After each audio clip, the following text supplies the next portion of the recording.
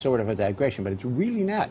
You make the point in the book that the 3/5 clause was adopted, that in adopting the 3/5 clause, they were focusing on taxation as opposed to the slaves. Do you not say that? Well, a lot of people at the time, the Northerners, whose pockets were being picked, in effect, by this, didn't quite realize it, because the clause is very cleverly worded, saying seats in the House of Representatives in the Electoral College, and also direct taxes are going to be apportioned on this ratio. And so some Northerners were thinking, oh, good, well, we want to count slaves for a lot, because that's going to mean the South is going to have to pay a lot of taxes, and we'll have to pay less. In fact, it wasn't all taxes, it was direct taxes, which were almost never imposed. And so, in fact, the South never paid lots of taxes under this clause, but did get lots of extra representatives in the Congress and in the Electoral College, which meant that the presidency got tilted toward the South. What happened under the three, I mean, starting, for example, with the election of 1800, what happened because of the 3/5 clause? Well, everyone is taught that Thomas Jefferson beat John Adams, and then Burr was involved to complicate the thing, but that Jefferson clearly beat Adams, which he did in the Electoral College. But Jefferson, the Southerner, won almost all his states in the South. Adams from Massachusetts won the northern states. And because of the 3/5 clause, Jefferson actually is getting some extra Electoral College votes because these southern states have slavery. With the extra votes created by slavery, Jefferson wins in the Electoral College. But every northerner understands if the South had gotten 0 votes for its slaves, John Adams would have won that election in the Electoral College rather than losing it. So here's where the pro-slavery bias of the 3/5 clause turns out to be decisive. Yep. Now, along that same line of thinking, the 3/5 clause, as you say, gave extra votes to the South and extra legislators, extra congressmen to the South based on the amount of slaves in a southern state. But it was actually worse than that because of internal malapportionment within a state, was it not? Right. A state could get, could choose to apportion itself so that the slave plantation belts, where there were lots and lots of slaves but very few white voters, got even more seats than other parts of the state where there weren't very many slaves. And the Constitution didn't come up with strong rules about how a state's congressional delegation should be apportioned within the state, nor did the Constitution have all sorts of rules about the state legislature. Let me interject something here. People tend to think, ignorant northerners like myself tend to think, well, the South is the South is the South, you know, Virginia is Virginia is Virginia, particularly. Not true. Not true. There were very different views in, say, the Piedmont of North Carolina and in the lowlands, or the same in South Carolina, same in Virginia, so that the malapportionment meant that you had more legislators who were very pro-slavery, where otherwise you would have had fewer legislators who were very pro-slavery. So not only the rules tilted in favor of the South as opposed to the North because of 3/5, but within the South, the apportionment rules are tilted toward the plantation belts. Right. And so the slave belt within the South is driving the South, which is in turn driving the country. And so the slavocrats are really in the position of power. Explain why you say what you just said. You said they are really driving the country. The essence of it is there was vastly disproportionate power to the South in every branch of the federal government. Explain how that happened. Well, the House of Representatives is tilted because of the Electoral College. I mean, the House of Representatives is tilted because of 3/5. The presidency is tilted because the Electoral College rules have the same 3/5 thing built in. Jefferson wins rather than Adams because of the 3/5. Then presidents in turn are picking judges and justices for the Supreme Court, and so pro-slavery presidents are picking pro-slavery judges and justices.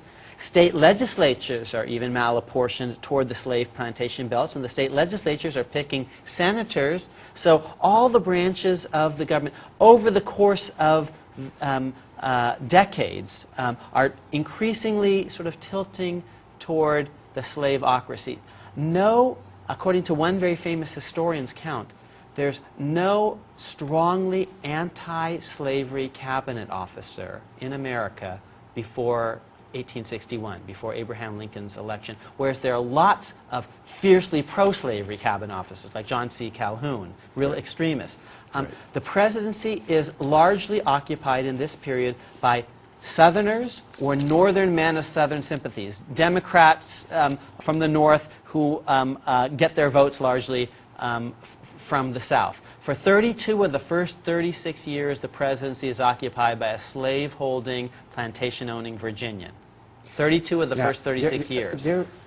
What do you think about the idea sometimes bruited that the real underlying reason why the South seceded in 1861 was it just couldn't stand the thought that it was going for the first time to lose control of the federal government?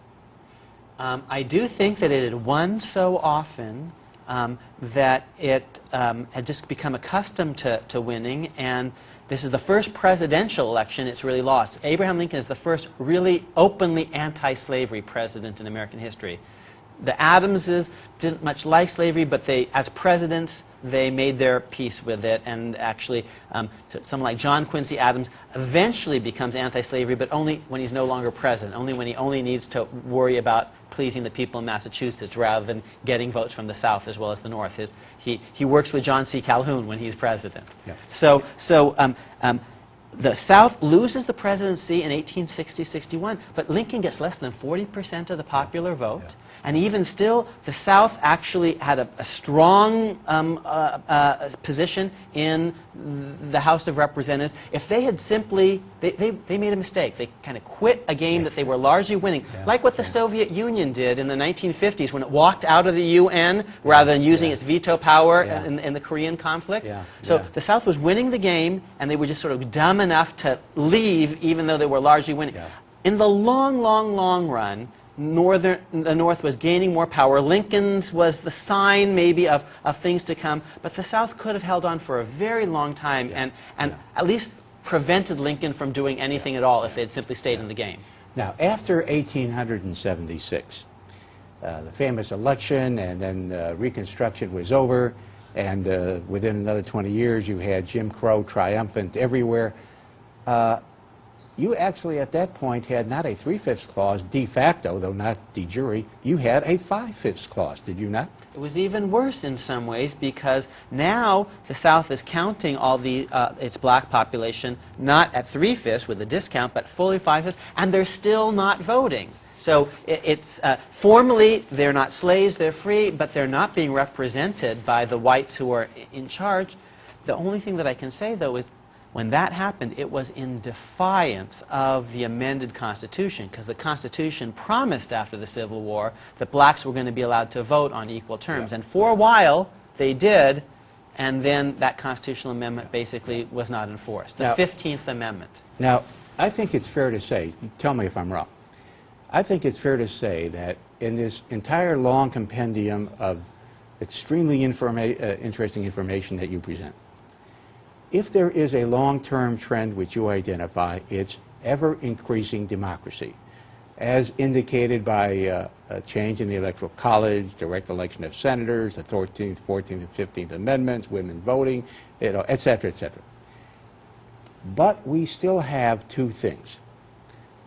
We still have the Electoral College as a method of picking the president, and we still lack any kind of proportional representation in the House of Representatives. It's all winner take all by district in the House.